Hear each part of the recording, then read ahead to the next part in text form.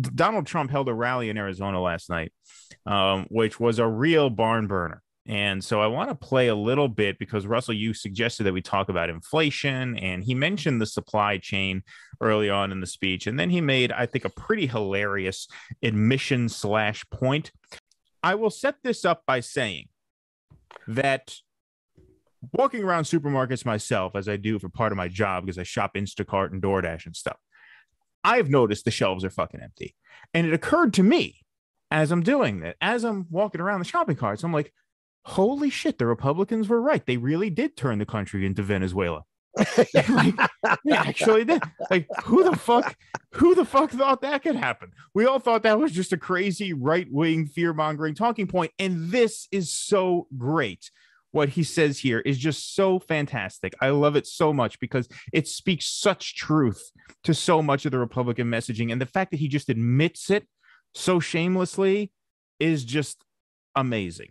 But I said if they get elected, our country would become a large-scale version of Venezuela, remember?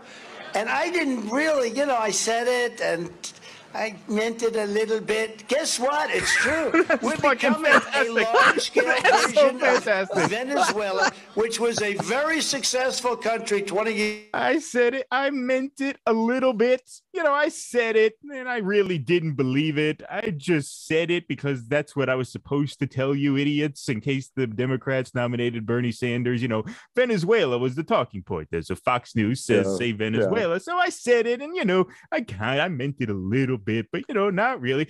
But sure enough, it turned out to actually be true. I told the truth by accident. They actually did. I stumbled ass backwards into the truth. It's just unbelievable.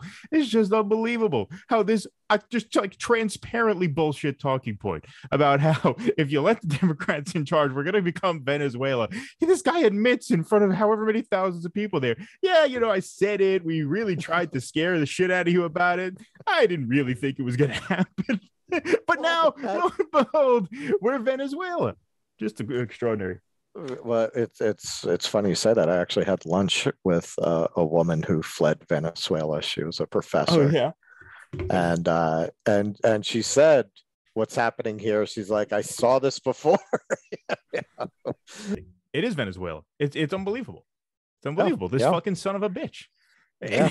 He didn't even believe. That's what's so fucking fantastic about it. That's what's so hilarious about it. He didn't even believe it because all of the like pseudo intellectual points that Republicans make about what's going to happen if we give poor people money, it's just an excuse to say it's just a substitute for saying we don't want to give poor people money because we don't think they deserve it.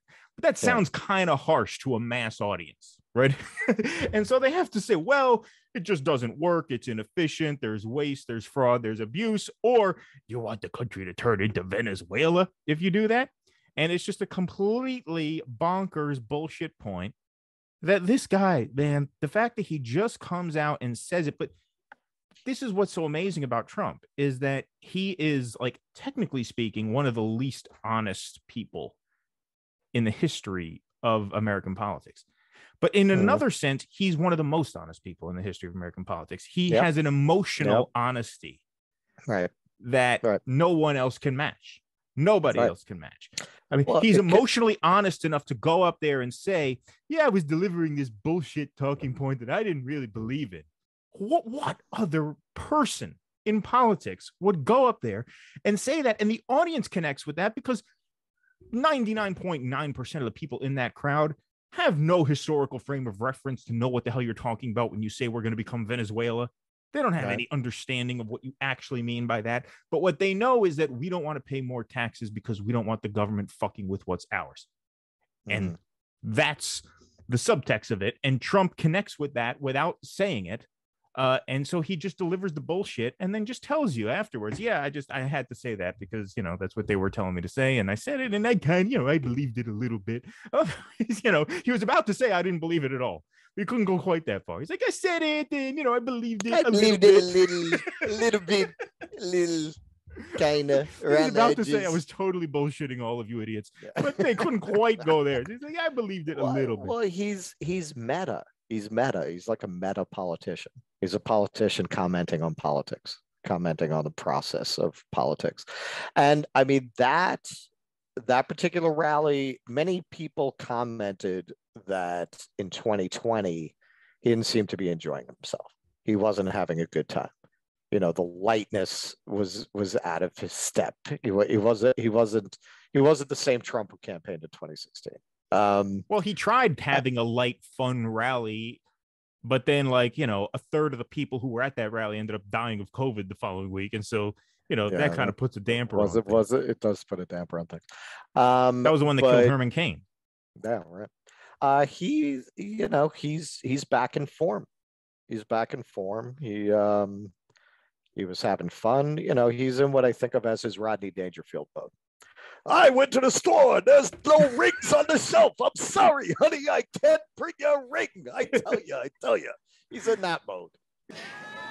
The grocery shelves, the department store shelves, they're empty. You had an excuse not to buy Christmas gifts. You say to your loved one, darling, I'm sorry, I love you very much, but I just can't. There's no merchandise in Tiffany. I wanted to buy the most beautiful ring, but they don't have any rings anymore. Nobody has anything. We never even heard the term supply chain. You know, if you talk supply chain, is not something that we even talked about, and that's what happened. And it's a very sad thing. All right, there are 2 points about this. Number one, I'm glad Anise is listening, because Anise has made the point before that, you know, Donald Trump has a reputation of being a builder. Building buildings, is participating with your hands in the real world. He's very analog. He's very old school in that way. Like, you can't get the merchandise at the store. I'm sorry, darling, but I went to Tiffany and the shelf was empty. They didn't have anything. You know, he doesn't live in the world of online shopping, you know, and virtual this and that. And there's a certain groundedness that I think on some psychological level is part of the reason why people like him. There's an earthiness about him. There's a physicality about him. He lives in the physical analog world. The second thing here that's funny is Mr. Businessman. No one ever heard of supply chain before. Supply chain? What's that? We never had to worry about a supply chain. To be fair, he corrects himself a second later. He does. Yeah, well, yeah, I mean, he said supply chain after that, but it was just funny. Thank you, everybody, for watching. If you enjoyed this video, please subscribe wherever you saw it, on YouTube, on Rumble, or on Facebook. We have channels on all 3 of those platforms. Also, consider helping us create more content by becoming a member at patreon.com/do-dissidents, or on Facebook, where you can become a supporter right through our Facebook page and get bonus content every week, as well as call-in access to our live stream shows. Thank you very much for your continued support.